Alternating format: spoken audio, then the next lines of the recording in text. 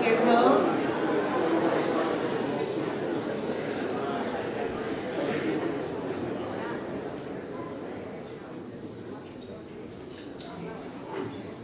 I'm Rabbi Sharon Litwin, Director of Congregational Learning here at Congregation B'nai Israel. It's my pleasure to welcome you all here this morning for our latest installment of the L'Dor Vador lecture series. We are delighted to welcome Bret Stephens and Dov Ben Shimon to our community. Mr. Stephens will be introduced by Joe Rosenberg, and I will introduce Dov to help to moderate our question and answer time after the talk. After the Q&A, Bret Stephens will be signing books in the back of the social hall beyond those doors. You can also partake in some nosh there.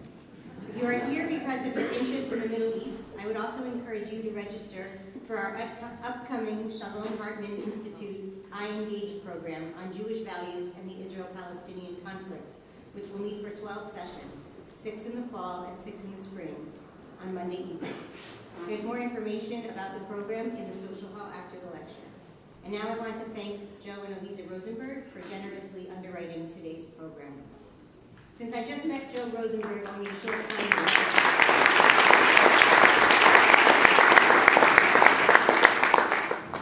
I thought it best to consult with those who do know him well. They suggested that I refer to Joe's own words in the book that he recently authored. Joe Rosenberg has worked on Wall Street for more than 55 years. He was fortunate enough to choose a profession that rewarded him for thinking outside of the box. His worldview is informed by a healthy degree of skepticism and questioning in search of the truth, and is molded by his unusual experiences as a child and as a young adult. This has propelled him toward the professional success that he has achieved. Joe has always admired people who think clearly, especially contrarians, and express themselves well in writing. It is not surprising that Joe befriended Bret Stephens and encouraged Congregation B'nai Israel to bring him here as a speaker. It is my pleasure to invite Joe Rosenberg to introduce our speaker, Bret Stephens.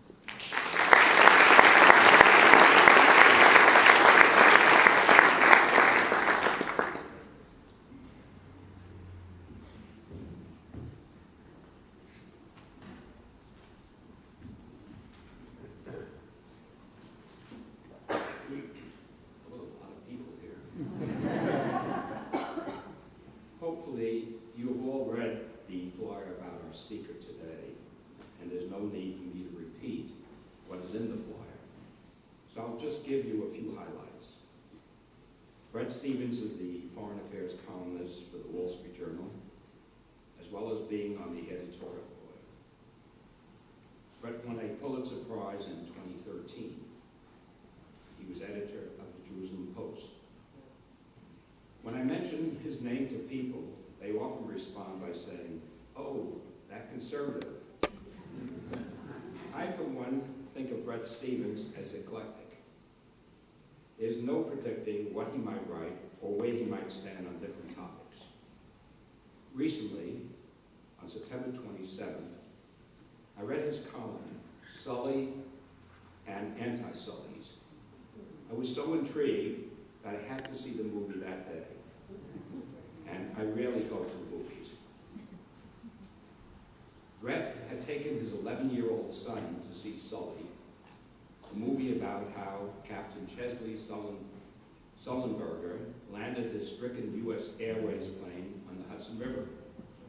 And there's no tarmac in the Hudson River. In the column, Bret quotes his son, and I quote, "Famous people," his son said, "just care about whether he did everything right." And with that quote from his son, Bret expanded into discussing two very unheroic people who are aspiring to be leaders of the free world. Bret then went on to ask if the two candidates for the highest office in the land care more about being famous than doing the right thing. Who will we choose to be the role models for our children? Well, you didn't come here to listen to me, so Bret, give us your thoughts.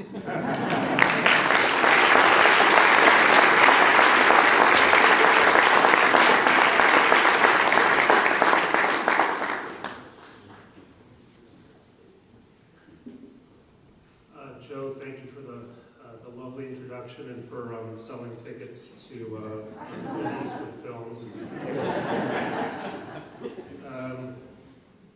It's a great honor you do me by coming here this morning to hear me talk for a while in this beautiful shul. And I guess I'm obliged to devote some portion of my remarks to the forthcoming election. It's a wonderful scene in my favorite movie, Woody Allen's Play It Again, Sam. I assume all of you have seen this movie, right? Well, there's this wonderful scene in which Woody and Diane Keaton are walking through the, I guess it must be the Museum of Modern Art in Manhattan, and they walk into this vast gallery, and Woody spots this gorgeous brunette on the far side of the gallery staring intently at a canvas on the wall. He plucks up his courage, walks over to her, and he says, "That's a beautiful Jackson Pollock. What does it say to you?" And in this sultry, European accented voice, she says, "It restates the negativeness of the universe, the hideous, lonely emptiness of existence, nothingness, the predicament of man forced to live in a barren, godless eternity, like a tiny flame flickering in an immense void with nothing but waste, horror, and degradation, a useless, bleak straitjacket in a black, absurd cosmos." He says, "What are you doing Saturday night?" She says, "I'm committing suicide." He says, "How about Friday night?" So now we've got the election out of the way.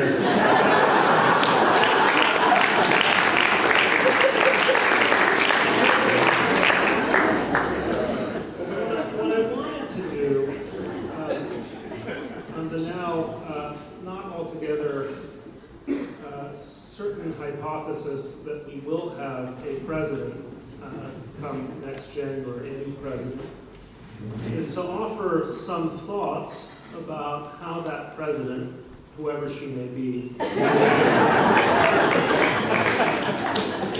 or he, might conduct a serious Middle Eastern policy. And I have to rely on you, the audience, because just to come clean politically, as Joe alluded, I am that conservative on the editorial page of the Wall Street Journal. I'm also that guy who has written about 45,000 Never Trump columns. So the chances of my advice being taken by the next president are very slim indeed. There may be people in this room may have a chance to pass these thoughts along. So what I want to offer you, or what I'd like to offer the next president, are 9 commandments for American policy in the Middle East. 9 commandments as a sign of my humility. Now, and maybe these will make some sense for all of you. Now, the first commandment, in the spirit of a New Jersey synagogue, is what I call the Larry David rule. Curb your enthusiasm, Madam President. If you think about U.S. foreign policy in the Middle East since at least the early 1990s, it has been, weirdly, an optimistic foreign policy. After the Soviet Union collapsed and the Cold War ended, the first Bush administration, with the Madrid Peace Conference, believed that it had a realistic chance of solving the Israeli-Palestinian conflict. Clinton administration took up that mantle and had the incredible idea that if you simply put Israelis and Palestinians into a room together and told them to talk for 7 straight years, that they would come out as friends. This policy was obviously destined to catastrophic failure, and that was the story of the peace process.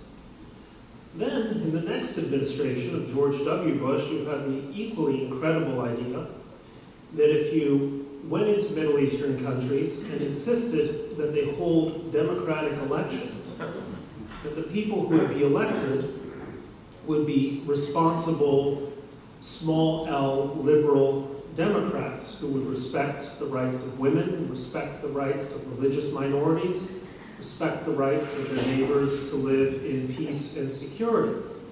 Well, thanks to this theory, we had Nouri al-Maliki as Prime Minister of Iraq.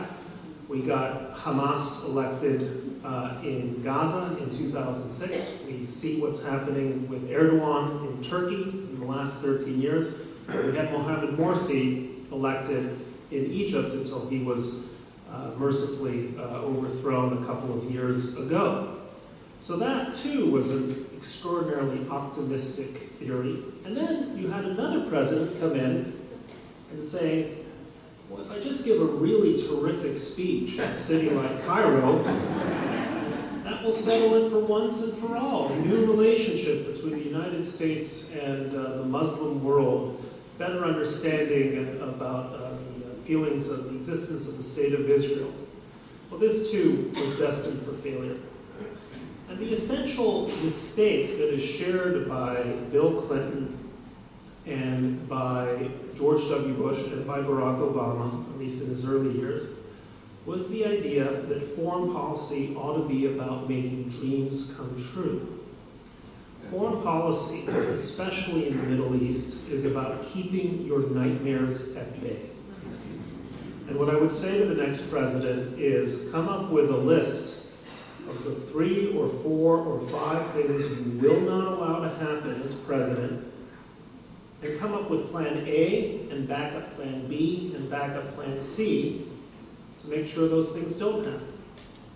That would start with number 1. We are not going to allow the Iran deal to be the vehicle by which Iran acquires nuclear weapons, or at least nuclear weapons capability.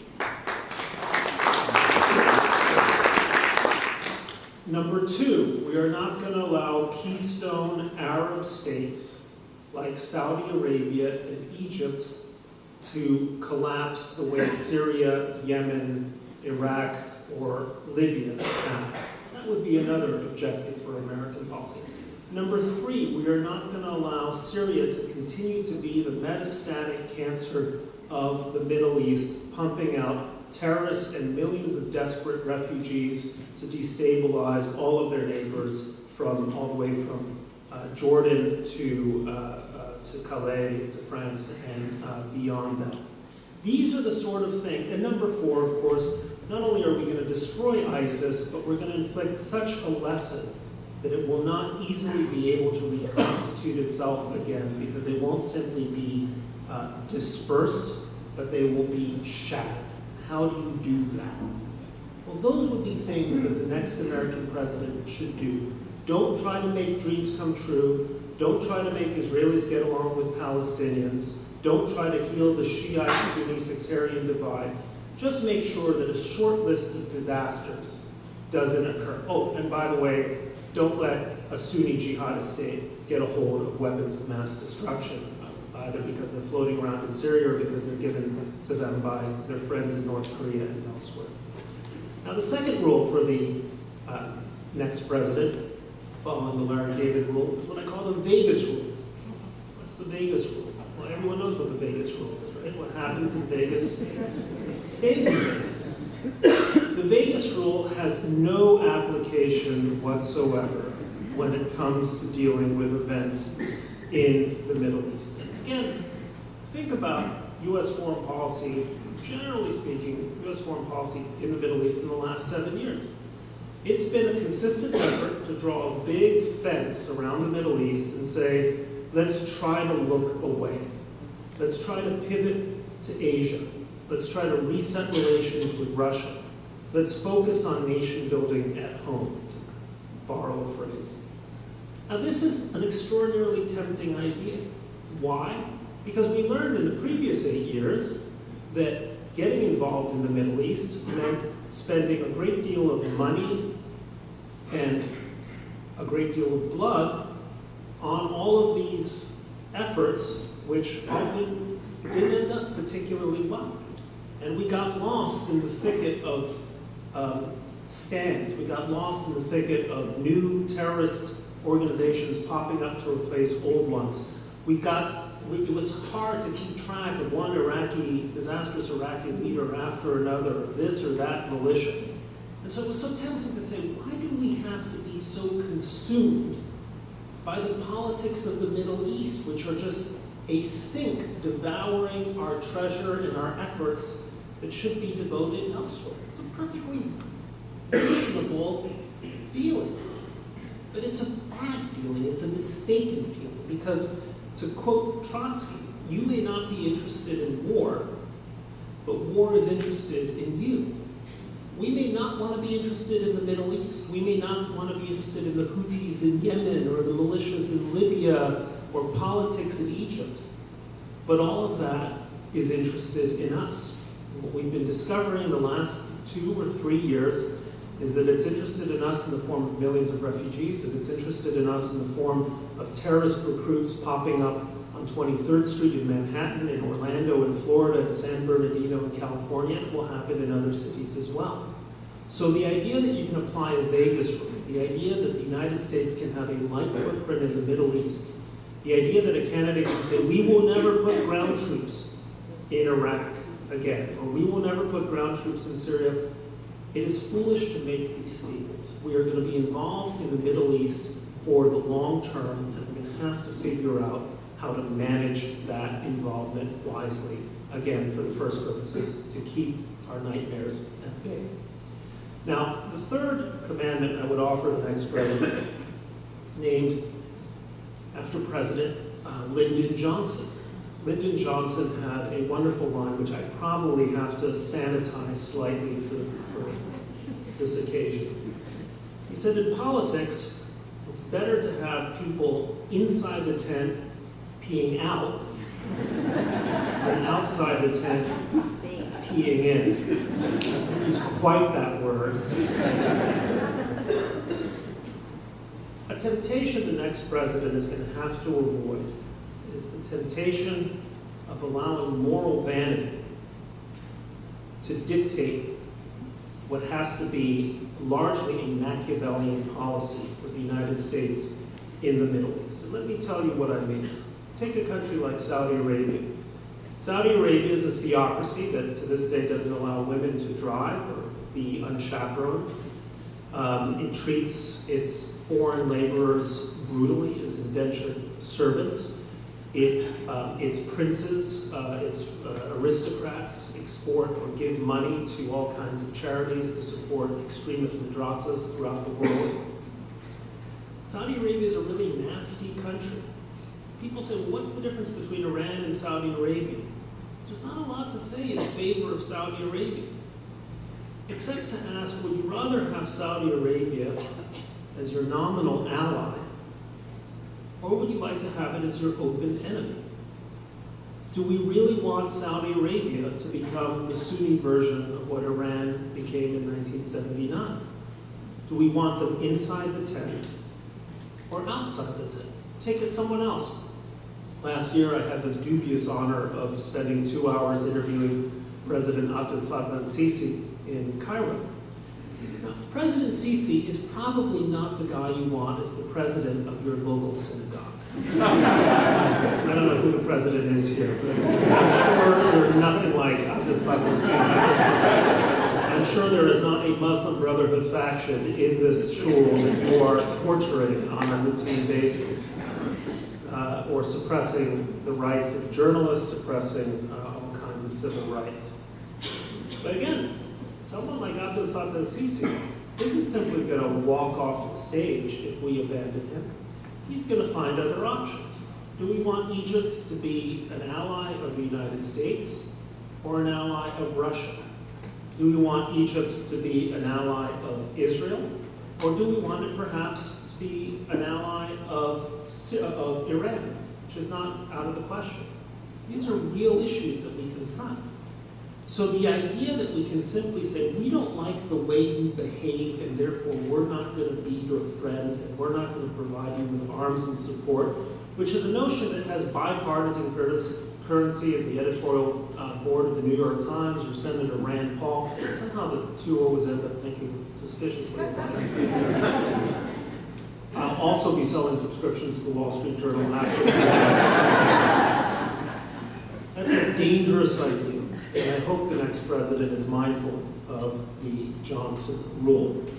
Now, connected to that is the Hillary rule, which the next president might just have the good sense to follow, whoever she may be. When Mrs. Clinton was Secretary of State, and she was on the eve of leaving office, she gave a speech in Washington, I think at Georgetown University, when she talked about the importance of empathy in foreign policy.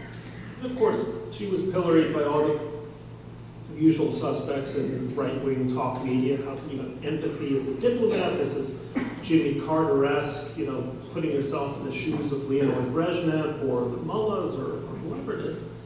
The idea of empathy in foreign policy is actually a very powerful idea.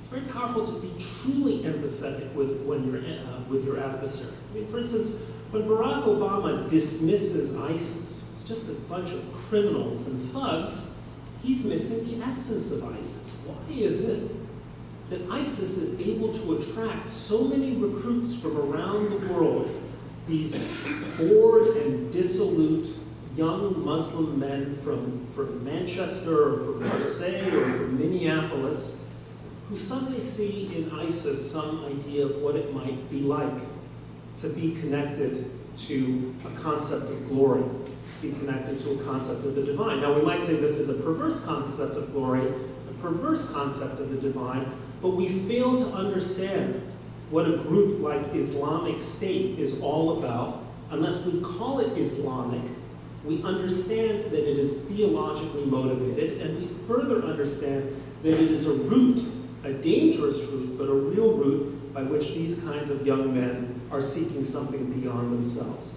You can't fight ISIS unless you're willing to recognize that it is part of the Islamic story. It's not to say that it's all of Islam or anything of the sort, but you have to have empathy. You have to put yourself in those shoes. You have to have empathy, again, with someone like the president of Egypt.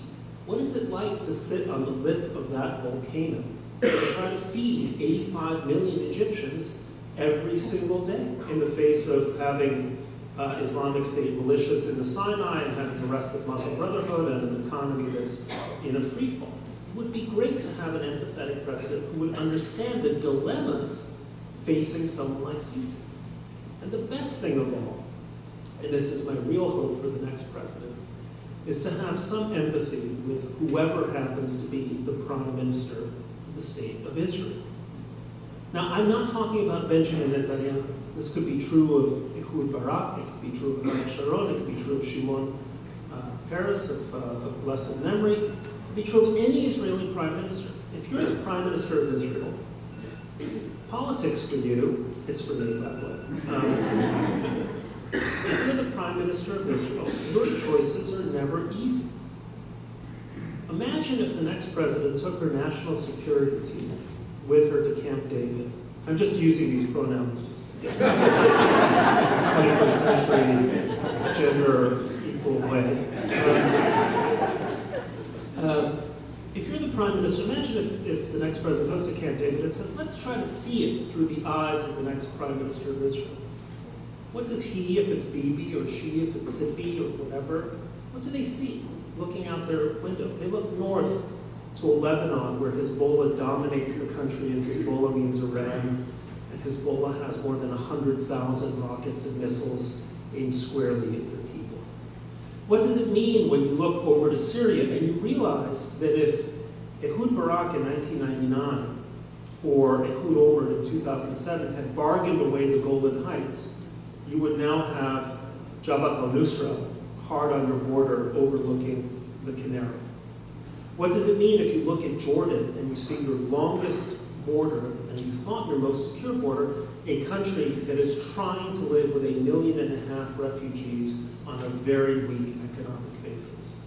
What does it mean when the Palestinian, your so-called Palestinian partner for peace, Mahmoud Abbas, continues to reject one peace offer, one negotiating offer after another, and you don't know what comes next in terms of Palestinian politics, and you don't know that if an election were ever held, if Hamas would be the great victor of that election? What does it mean to look at Gaza and Hamas still there? It would be well before the next American president scolds her Israeli counterpart for building 90 housing units in this or that settlement, or scolds them for not being quick enough to take up a Palestinian or a French diplomatic fait accompli, to say, what is it really like to be the Prime Minister of Israel? And can a Prime Minister who saw what happened in Gaza after Israel got out in 2005 make exactly the same bargain for the West Bank, for Judea and Samaria, and expect a different result? That's the kind of empathy it would be nice to see the next president have.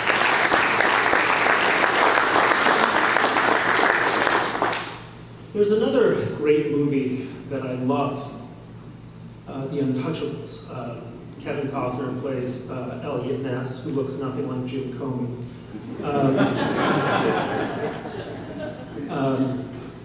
And Sean Connery plays this wizened Irish cop in the movie. He's called Joe Malone, and who teaches young Elliot the Chicago way. There's this wonderful scene in the film where Elliot Ness is praying at a church, and Sean Connery, Joe Malone, sidles up next to him and says, "What do you want?" And Ness says, "I want to get Capone lawfully." Connery kind of looks at me and says, "What do you want?" Ness says, "I want to get Capone." Which case, Joe Malone says, "You got to do things the Chicago way." What does that mean? He says, they pull a knife and you pull a gun. They send one of your men to the hospital and you send one of their men to the morgue. And what he is getting at is that if you want to defeat a ruthless, barbaric enemy, you're not going to do so through the proportionate or proportional use of force. You're going to do so through the disproportionate use of force. Israel is not going to ever get rid of Hamas in Gaza, and Gazans are never going to get rid of Hamas in Gaza until Israel applies disproportionate force. I'm not advocating, God forbid, killing civilians, but what I'm saying is if Israel or if the United States thinks they can conduct a war on terror on a tit-for-tat basis, we will be involved in that war on terror forever. That's not how we won the Second World War. That's not how we can hope to win this World War. So to apply the Joe Malone rule both for Israel and for the United States is going to be vital. We have to be able to defeat ISIS on a somewhat faster schedule than the cathedral builders in Barcelona are building the Sagrada Familia Cathedral. So understand that the point of using disproportionate force isn't to be barbaric, isn't to be violent. It's to bring violence to an end as swiftly and decisively as possible on the side of civilization against the barbarians of our day. Now, speaking of barbarians, another rule I want to mention, I call the Charlie Hebdo rule. Charlie Hebdo, known to all of you, is the satirical French newspaper that in January of 2015, last year, was attacked by two French-born jihadis, members of Al-Qaeda in the Arabian Peninsula, who one morning walked into these offices, slipped past security or bullied their way past security, and shot 12 journalists in their chairs when they were doing nothing but coming up with the next issue of their newspaper. Now, Charlie Hebdo, I don't know how many of you read French or know about the publication, basically specializes in scatological and semi-pornographic cartoons They love making fun of rabbis, Catholic priests, and occasionally Muslim imams, including Islamic holy figures like the Prophet Muhammad. And because they thought they should be able to make fun of everybody, they all got killed. 12 people killed one morning. Now, why is this not simply outrageous, but also intellectually significant? Well, since at least 9/11, more than that, but at least for the past 15 years, there's been a debate in the West on basically the question, why do they hate us? Why is so much of the Islamic world so militantly, ideologically, angrily opposed to the West, to the United States, to Israel? And if you follow this debate, you'll know that there are basically two camps. One camp says they hate us because of our policies. Why do they hate us? Why do the Iranians hate us? They hate us because we helped overthrow Mossadegh in Iran in 1953. They hate us because we supported the secular dictatorships of Hosni Mubarak in Egypt or Ben Ali in Tunisia. They hate us because we support the religious autocracies, the Sybaritic religious autocracies in Saudi Arabia or the United Arab Emirates or Kuwait. They hate us because we invaded Iraq. They hate us because we invaded Afghanistan. Above all, they hate us because we have been steadfast supporters of the state of Israel these past nearly 69 years. So if you want them to hate us less, simple, change the policy. Get out of Iraq, get out of Afghanistan, stop supporting guys like Hosni Mubarak or Ben Ali in Tunisia. Stop supporting these corrupt kingdoms on the Arabian Peninsula. And above all, put some visible daylight between yourself and the state of Israel. Show that the United States isn't simply always going to come to the defense of its Jewish friends in Jerusalem and Tel Aviv. Well, we've had a demonstration of just those policies in the last few years. Are we hated less because we cut Mubarak at the knees within 2 days at the beginning of Tahrir Square? Are we hated less because we got completely out of Iraq or we were on our way of getting out of Afghanistan? Are we hated less because in the early days of the Obama administration there was an effort to put visible daylight between Jerusalem and Washington? No, not at all. We're hated the same or possibly even more. So what's the alternative hypothesis? The alternative hypothesis is that while policy matters, what we do does affect public opinion, what really matters are values. The real objection to the West isn't about our policies, it's about our defense of free speech. It's our belief in the equality of the sexes. It's our insistence on the separation of religion and state. It's our tolerance for religious minorities, racial minorities, sexual minorities. It's our belief that not only do we have the right to speak freely in free societies, we have the responsibility to know how to take offense rationally and reasonably and non-violently. Those are Western values. And what was attacked in January of 2015 in the offices of Charlie Hebdo was not a neoconservative foreign policy, was not a publication publishing Bret Stephens or John Bolton op-eds. It was simply a publication that said, we're a free newspaper in a free country and we have a right to make fun of everybody, including our Muslim friends. And for that they were killed. So the Charlie Hebdo principle should remind the next president that we cannot seek accommodation or peace or expect peace from the Muslim world by making concessions of policy. What they want are concessions of our values, and those are things we should never be prepared to bargain away.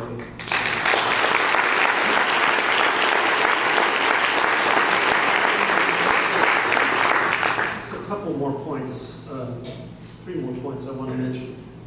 My colleague Holman Jenkins, a much better columnist than I. Don't agree. Holman Jenkins once had a wonderful line in one of his columns. He said, there's certain arguments that vanish in the presence of thought. For years, if you used the term Middle East peace, it meant Israelis and their neighbors. It meant Israel and the Palestinians. It was almost standard in American publications. Mideast peace had to involve Israel as one party, someone else as the other. Well, that's an argument or an idea that vanishes in the presence of thought. What Israel does with the Palestinians will not stop what's happening in Aleppo. What Israel does with the Palestinians will not keep the Houthis from firing cruise missiles at American naval ships transiting the Red or the Arabian Sea. What Israel does with the Palestinians will have no effect on whether Iran continues to field and test long-range ballistic missiles.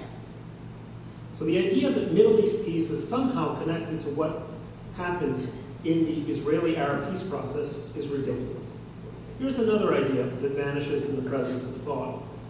The idea that if Israel simply withdraws from all the territories that it acquired in 1967, defensively I might add, that you're going to get peace with the Palestinians. Now I understand there are all kinds of reasons one might not like settlements, or one might think building more settlements is a bad idea. I wish that Israel's conflict with the Palestinians were a territorial conflict. If it were a territorial conflict, solve it. Get out of the territories, right? Okay, so the deal is Israel gets out of all the territories and it gets peace, the kind of peace that the United States has with Canada. Are you telling me that most Israelis would object to that?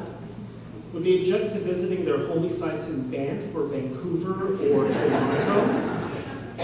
No. The problem that we have is that the war that now continues to be fought between Israel and the Palestinians is not about what happened in 1967. It's not about territory. It's about what happened in 1948. It's about existence.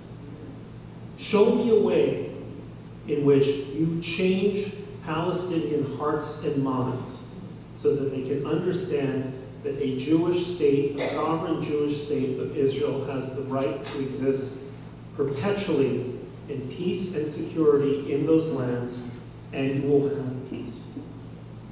And you will make peace. But until that happens, until something fundamental happens in terms of Palestinian education, Palestinian propaganda, a Palestinian mindset that continues to believe that it is as entitled to its homes in Ramallah, its homes in Jaffa as it is to its homes in Ramallah, nothing's going to change. So by all means, if you want to have a conversation about how Israeli settlement building hurts the rule of law or might be tactically unwise at one point or another given the diplomatic situation, I can get that. But let's not engage this absurd fantasy that if only Israel withdrew to the 1967 borders, it would have peace. What it would have is the same kind of peace at best that it now has with Hamas along the border there next to Sderot. We don't want to turn all of Israel into another Sderot.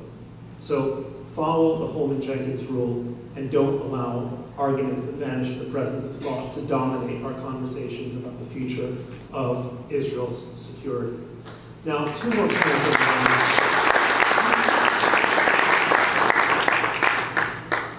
One is the Peres rule. Shimon Peres. I once took a flight with Shimon Peres when he was 79 years old. It was a weird thing where I got on a plane, I sat down, and who sits next to you? It's Shimon Peres. Oh my God, there's Shimon Peres. It was a 9-hour flight, and I spent a lot of it chatting with him. I was the editor-in-chief of the Jerusalem Post at the time. He was reading some giant book on the history of food. But this was the amazing thing about the conversation. It was always looking towards the future. At no point did it dwell on anything about the past. And there were all kinds of things about Shimon Peres. You could say he was an egomaniac, and he was a political schemer, and he was an idealist, and sometimes his idealism got the better of him. He was a dreamer. He looked forward, and that was quite something. And we talked about he had a plan to bring water to fill the Dead Sea again by creating a channel from the Red Sea. He kept talking about nanotechnology. This was now 16 years ago. I hardly knew what he was talking about. He was going on and on about nanotechnology years before anyone had coined the term startup nation. He kept talking about advances in agriculture. I thought, wow, that's something. You're 79 years old, and usually you talk to older people, and the talk is often nostalgic. This was only forward-looking. But whenever I go to Israel, I spend my time worrying about Israel professionally here in the United States because of Hamas and because of Iran and because of this, that, and the other. But my experience, and I'm sure this is true of all of you, is that the moment you step off the plane at Ben Gurion Airport, you kind of feel immediately better about the country. Is this your experience? Yeah. You get off, get your luggage, you go through customs. I go to the Avis or whatever. The woman behind the counter is sort of attractive, but she sort of gets on my nerves. And I can't decide.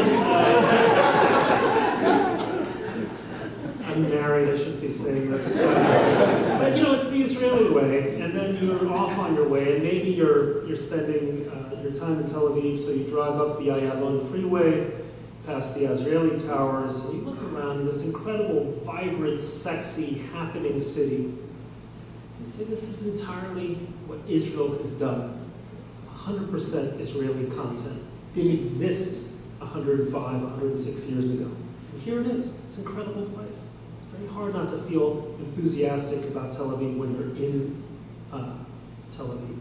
Or you go in the other direction. You get in the car, go up the freeway, past the Eshtal forest, up into the hills. You go past that wonderful Calatrava pedestrian bridge, brings you into Jerusalem. And then maybe you're going to do something with your kids. You're going to take them on a tour of the city of David. You go down deep and see the excavations, and how deep these rocks, these pillars go. 60, 70, 80, 100 feet underground. These huge stones. And you say to yourself, everyone says Israel's this colonial construct that doesn't belong there. These Ashkenazi Jews who've shown up, basically came to the wrong shore. It's not a part of its region. It doesn't belong here and it won't last here. It's like Rhodesia, one of these places. But when you're down deep looking at these stones, you realize that in fact, the rest of the Middle East, tragically, the rest of the Middle East is blowing away. There is no Syria, there is no Yemen, there is no Iraq. These political fictions that we've been dealing with are kind of nightmare fictions that are blowing away. The only thing that's really rooted, that has roots, but also has living branches, is the Jewish state. It's the only one that's down deep permanently. And it's the only one that's producing, to this day, these extraordinary flowers. And you feel better about the country. That's why I think Paris felt better about the country and why he looked to its future. Now, since this is a Jewish event, I cannot end on an optimistic note.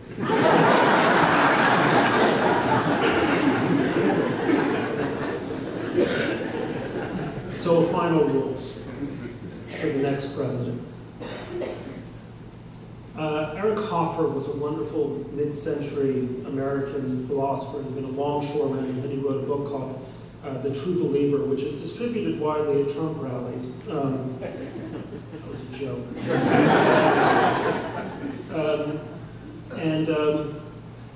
Hoffer, in 1968, just after the Six-Day War, wrote an op-ed in the LA Times. It's an incredible op-ed, very short op-ed. You can find it if you do a Google search. Has a wonderful line in it. He says something like, Israel is the only country in the world expected to behave like a Christian nation. But he ends with something that goes very deep. He says, I have a premonition that will not leave me. As it goes with Israel, so it goes for all of us. Should Israel perish, the Holocaust will be upon us. My hope for the next president, whoever she may be, is that she never forgets that. She should never forget, or he should never forget, no president should ever forget that as it goes with the only free country in the Middle East, as it goes with the only Jewish state in the world, so it goes for all of us here, safe and secure in Milburn, New Jersey, and everywhere in America, and everywhere where people are free. That's why the United States does, has, and must always support Israel. Thank you very much.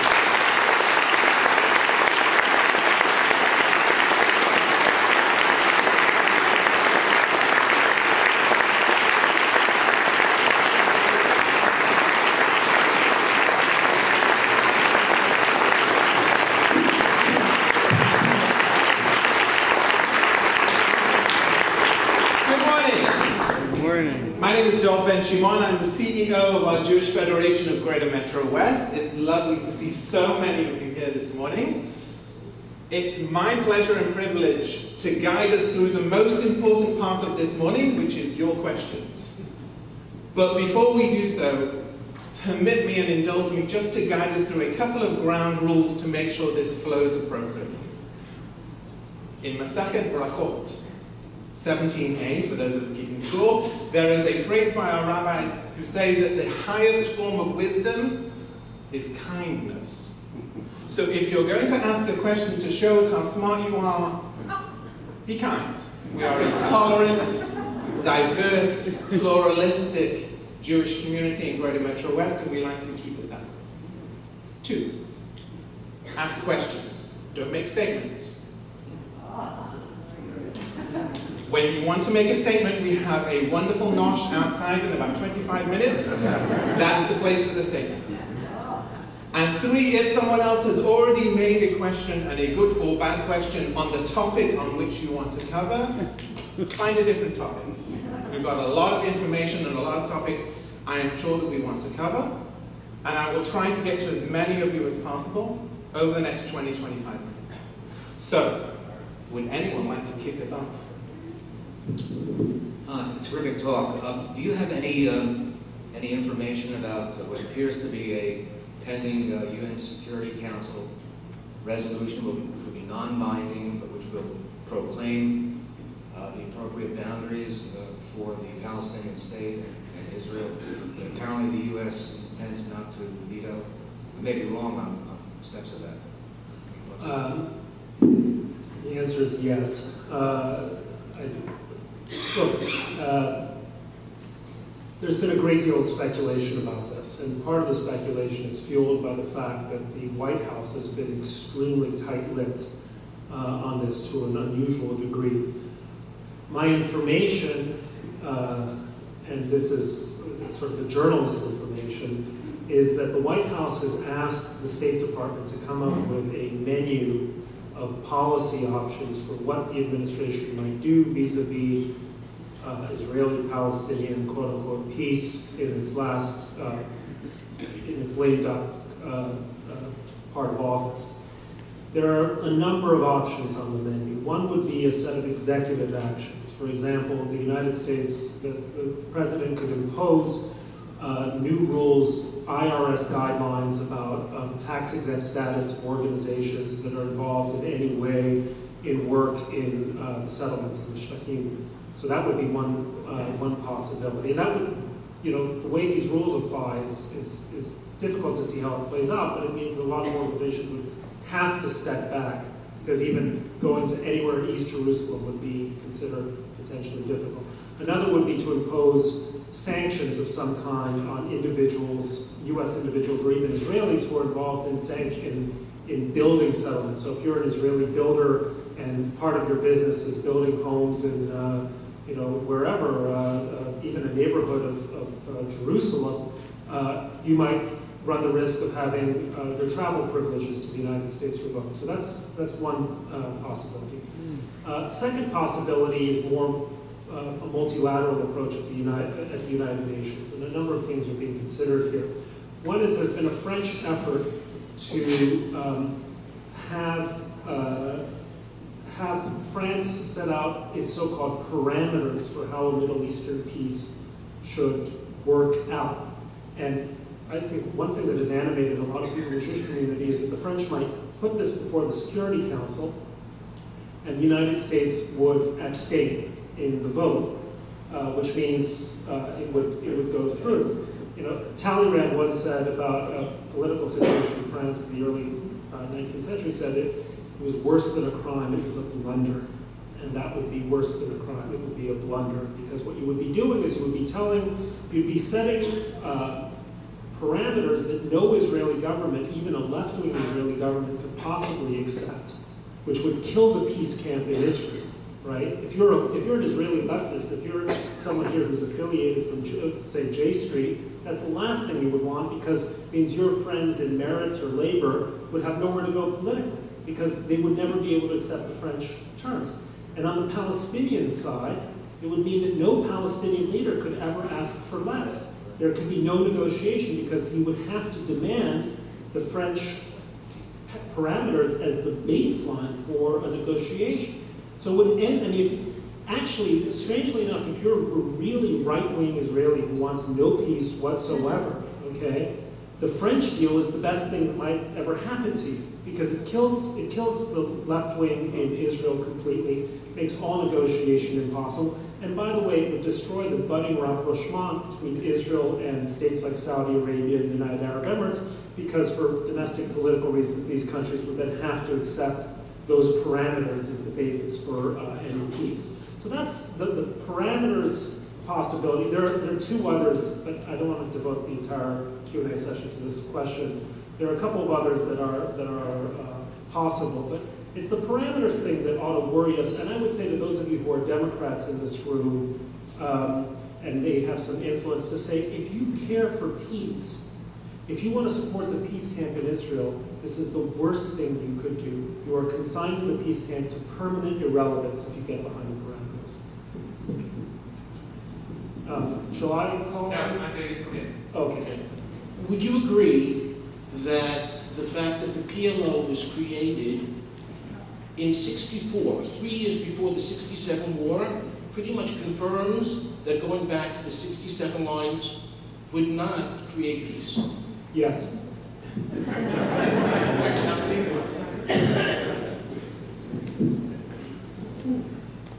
Thank you for an excellent talk. We really appreciate it. What is the Hezbollah and Hamas response to ISIS or ISIL? Well, let me talk about Hezbollah first. Hezbollah obviously is a proxy of Iran. In fact, proxy doesn't quite describe the synthesis between Hezbollah and Iran. Hezbollah is Iran.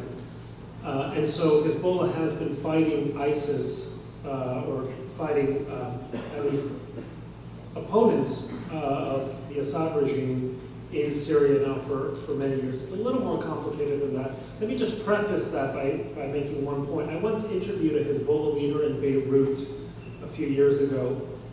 Nice Jewish boy. What's a nice Jewish boy doing in a place like this?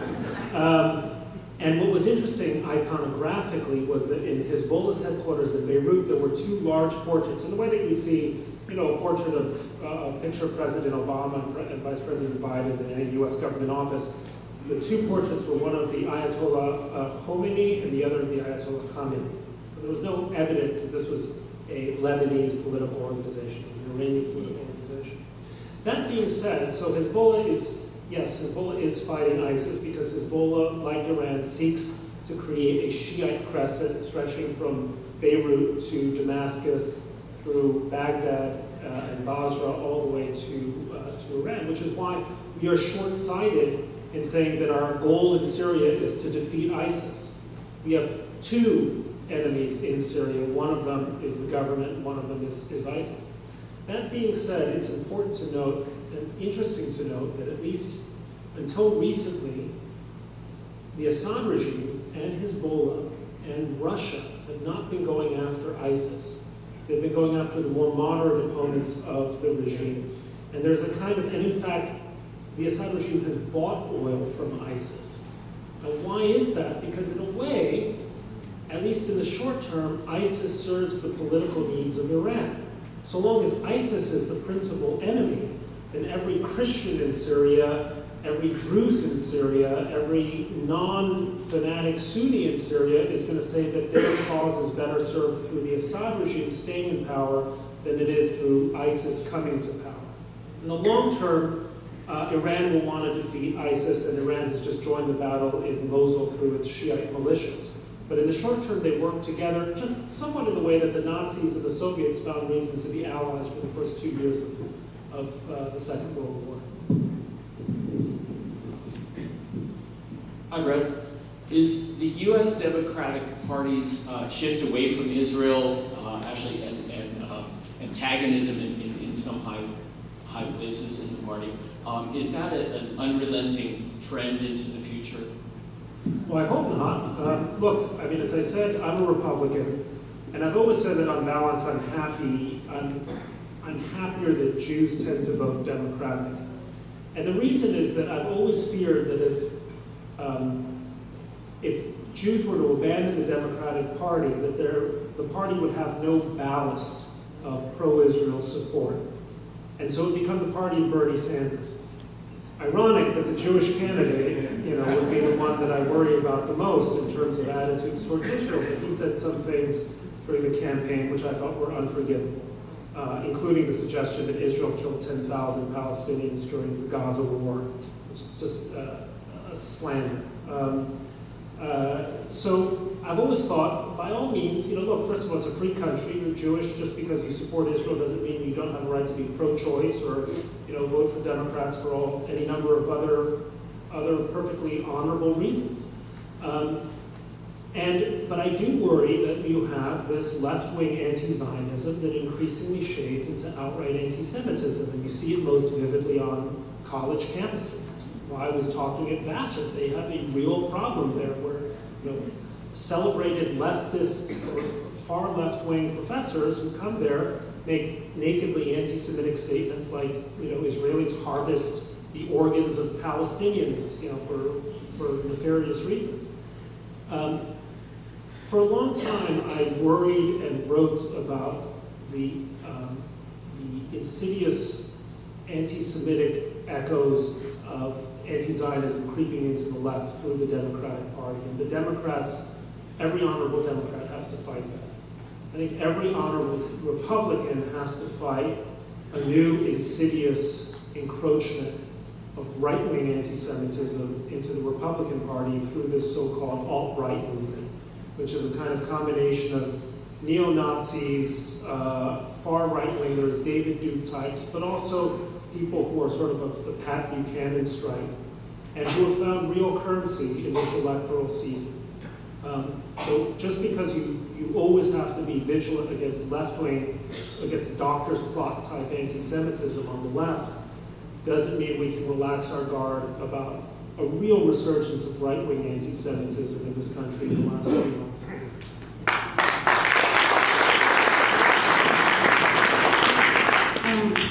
What do you think about the B'Tselem group who recently met in the United Nations? Well, look, I guess I'd make 2 points. I think often B'Tselem's claims are quite outrageous and one-sided. And so, as an Israeli, I would certainly be no member of B'Tselem. On the other hand, it's a free country, right? And we have all kinds of groups in this country that I want to have nothing to do with. And I think because, let's for instance take the question of whether Israel should pass a law saying that certain NGOs that are engaged in, political activity should sort of wear specially designated markers in the Knesset indicating that they have received funding from European agencies or outside groups. In theory, I don't really object to that just because here in the United States, we also have a series of laws about registering foreign agents or understanding where money is coming from. On the other hand, I worry about the effort to demonize and ostracize the far left in Israel. By the way, for the same reason that I worry about efforts to demonize and ostracize the far right in Israel, just because I'm a journalist and something of a free speech absolutist, and one of the reasons why one of the long-term strengths of Israel is a country that likes to scream at itself. Jewish people wouldn't be Jews if we weren't screaming at each other, right? This would be anathema to our DNA. Look, B'Tselem has published a series of claims which are doubtful and dubious and often dishonest. Lots of groups do that. Question is then, what do you do? And do you want to run the risk of criminalizing speech? And do you want to give your adversaries, or Israel's adversaries, the propaganda victory of saying, look, Israel's cracking down on free speech, so much for their credentials that they are the one free, open country in the Middle East? At the end of the day, you know, when I read Haaretz, it used to be my competitor, you know, I can tear my hair out reading Gidon Levy or Amira Haas op-eds. But on the other hand, what a tribute to Israel that they should have Gidon Levy and Amira Haas. Where is the Gidon Levy of the Palestinian Authority? Where is the Amira Haas in Gaza? That's a question worth asking. Bret, before I get to my question, I want to thank you for being here. You bring great honor to our synagogue and to our community. And I also want to express gratitude to the Rosenbergs for making this happen. So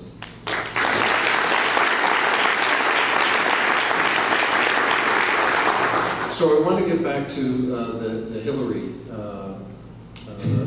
construction and not having empathy. So in our election, I don't know exactly what's going to happen, but something like 40% plus or minus of the country is going to vote for Donald Trump. In trying to have empathy with those voters and supporters, what should we understand in making policy going forward about the basis for that support? Look, I have a lot of empathy in the sense that people are anxious and people are angry. If you know, we look at, say, the unemployment figures in the U.S., we say, oh, it's 4.9% or whatever, 5% unemployment. It's terrific. But if you look at actual labor participation, it's come way down. There are people who've been permanently, essentially kicked off the labor rolls, and they were maybe 55 years old, and their career was going along, and suddenly the financial crisis hits, and they never recover. And even if they do have a job, it's not the kind of job they used to have, and they're not in the place they thought they would be now that they're in their mid-60s. And they're anxious, and they're right to be anxious. We've had the worst economic recovery since the financial crisis of any post-war recovery in our history. I'm a pretty orthodox Republican, and I can sing you a song about that, right? So that anxiety is real, and it shouldn't be obscured by misleading economic indicators that don't tell you where we are. The second thing is, look, you know, every day I walk past, not every day, but on many days I walk past this little construction site that's been on the corner of 48th and 10th Avenue for like 6 years. They're always doing something at 48th and 10th, right? And you see a bunch of guys and they're standing around and they're like holding a sign and they're blocking traffic on 10th Avenue. And I'm like, what are they doing? And then they patch it up and then they dig another hole. And you're like, what is going on? Now, maybe the FBI or the CIA is building a top secret missile defense site at the corner of 48th and 10th. Or maybe, let's face it, public sector unions have decided that this job, which in China would be accomplished in 6 hours, in the United States can be accomplished in 6 years. And it's going to cost us, and it's going to cost the city of New York, God knows how much money, to get this job done. And no one is really minding, because Bill de Blasio is probably not spending his day saying, darn it, 48th and 10th Avenue, this has been going on forever. Chambers Street was the same story. I live on Chambers Street, so I know it. So, by the way, what I'm saying is just a tiny illustration of what's happening all over the country. Just this constant sense that stuff doesn't get done. Everything takes forever. It's the Woolman Rink story times a zillion, right? And Trump has that story that the city of New York couldn't make an ice rink on the south side of Central Park, and he did it under budget for 6 months because it was basically a simple job. So that dysfunction of government, that kind of rank incompetence tied with the privileges of being in a, say, public sector union and retiring much earlier than people in the private sector do, and having, guaranteed pensions and so forth, I think fuels a great part of that anger. So the anger or the anxiety, I think, is largely justified. It's just my view is the messenger is I mean, terribly flawed doesn't come close to expressing my feelings about this. You know, Germany had great problems in the 1920s. Hyperinflation, Versailles was an unfair treaty. And Germans thought, you know what, let's elect Adolf Hitler. I'm not analogizing Hitler to Trump, just to be clear, okay? What I'm saying is that just because things are bad doesn't mean that anyone who screams the loudest is the guy best suited to solve it. And but by the way, so since you have me on this subject, we now have Trump 1.0, right? Trump 1.0 is tapping into a great deal of anger and anxiety in the country. It just happens that he's not the most elegant messenger, right? To say the least. What happens when Trump 2.0 comes around? And he is articulate, and he doesn't cavalierly defame people in public speeches, and he doesn't have secret tapes of him, you know, chatting obscenities with some guy on a bus. What happens when Jean-Marie Le Pen is replaced by Marine Le Pen? And what happens when we're not at 1 or 2% growth, but at minus 1% growth in the midst of a recession? I think the great lesson, and by the way, I have all kinds of reservations about the person I'm going to vote for. The great lesson is that this country, and this is a point that no one knows better than Joe Rosenberg, that this country is not immune to the seductions of demagoguery. And we owe it to ourselves and our children to relearn the lessons of the 1930s, relearn the lessons of other periods when countries that were at the pinnacle of human civilization gave themselves over to the worst kind of demagoguery in ways that were simply stunning. Back in the 1930s, all of a sudden people thought parliamentary democracy was for losers, charisma was what was needed, authenticity was what was needed, machismo was what was needed, a return to kind of roots, to soil, kicking immigrants out, defaming other people for your problems, finding other sources of your supposed predicament other than your own self. That all happened in the world. Read The Dark Valley, a history of the 1930s. The parallels are dismaying. We're going to take probably 2 or 3 more questions. Hi, Bret. Thank you. What do you see, since the election's not over, could you just briefly contrast the Israeli policies of the 2 candidates? Israel policies. Mm-hmm. Well, on the surface, right, they will both tell you they're strongly pro-Israel. And I don't disbelieve them. I think I would be the last person to suggest that Donald Trump is anti-Semitic, right? I don't think he's not, okay? Every anti-Semite in this country seems to be enthusiastic about Donald Trump, but that doesn't mean that every Trump supporter, or even anything like a majority of Trump supporters, are remotely anti-Semitic. I think he says, okay, Israel's our friend, it's our ally, it's the one reliable country, et cetera, et cetera.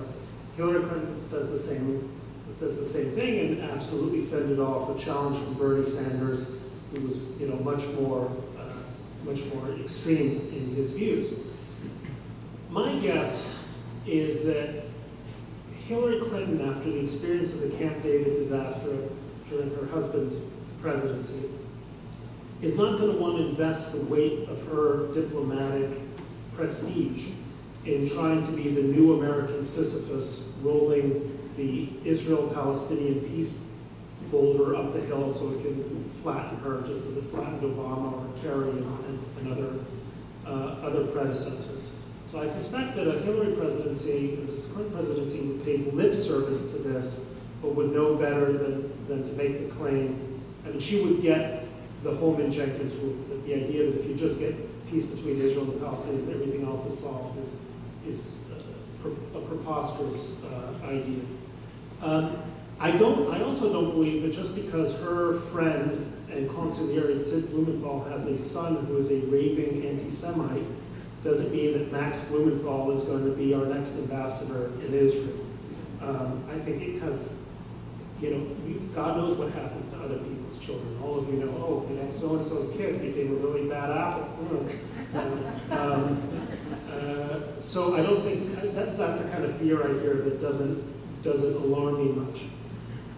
What I don't think we would get from Clinton presidency is enough of the empathy, of the understanding of Israel's unique predicament, and enough of the understanding of why it's so vital that Israel be the centerpiece of our Middle Eastern policy. Why America is at its best when it is defended embattled outposts for freedom around the world. The high points of American foreign policy were in 1948 during the Berlin airlift, when we said we will do everything we can to make sure this city is not starved by Stalin.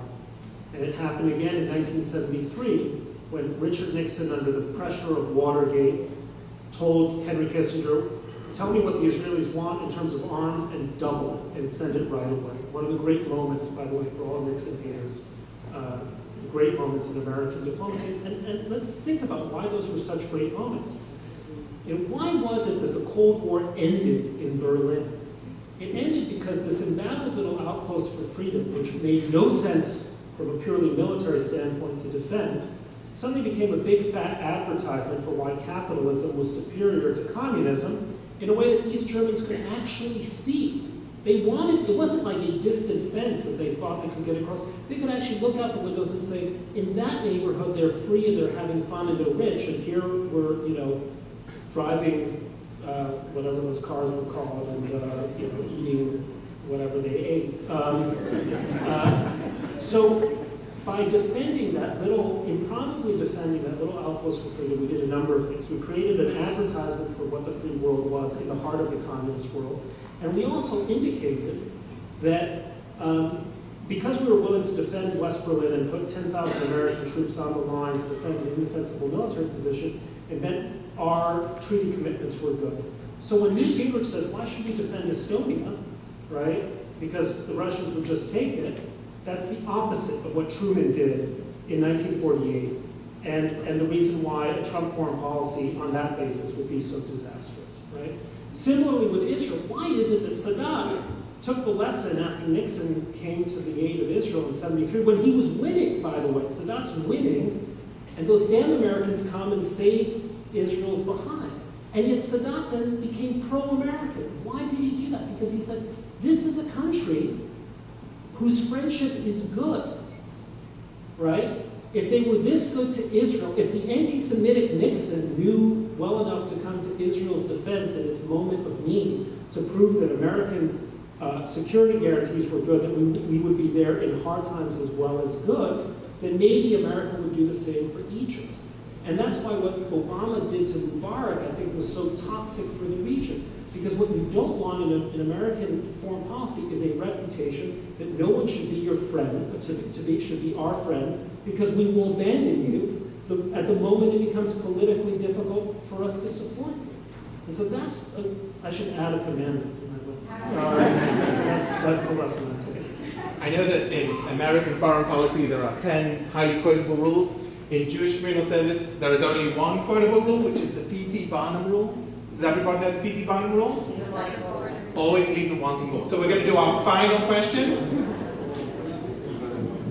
A lot of pressure. First of all, thank you for the intellectual ardor that you show both in your columns and up here. One of the issues with the Anti-Israel Foundation is the intellectual laziness, I think, that there is in when they're speaking from ideology.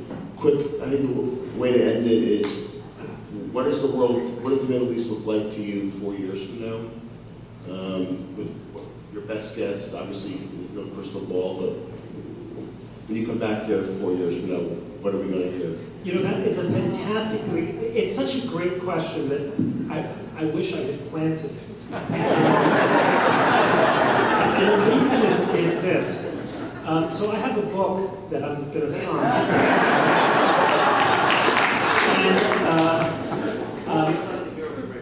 And it's called American Retreat, and I wrote it. It came out 2 years ago, but it's still very current. It's actually a sex novel that I didn't want certain readers of a certain age to be embarrassed, so you have to kind of really really read deep into it to get to 50 Shades department. It contains an entire chapter which imagines the world on Christmas Day of 2019. Hillary Clinton is president. Mind you, I wrote this a few years ago. Hillary Clinton is president, and she's saying, why do I want to run for re-election? Because the world is in a really, really bad state. And where it's particularly bad, never mind the South China Sea or Russia and so forth, is the Middle East. And I unfold a scenario that is so incredibly plausible that I'd hate to spoil it for you. I would just add, the chapter begins, mind you, I wrote this at the beginning of 2014, the chapter begins with a suddenly sharp plunging fall in the price of oil, putting incredible economic pressure on all of the commodity producers. If I may say, I should have put my money where my mouth was and placed a discreet bet there, but I didn't. So far my predictions are bearing out pretty nicely, and I'm not gonna, it would defeat my economic interest to answer the question. I want you to buy the book. If you have children or grandchildren, they should be reading it as well, so buy multiple copies. And thank you for the great honor of having me here today.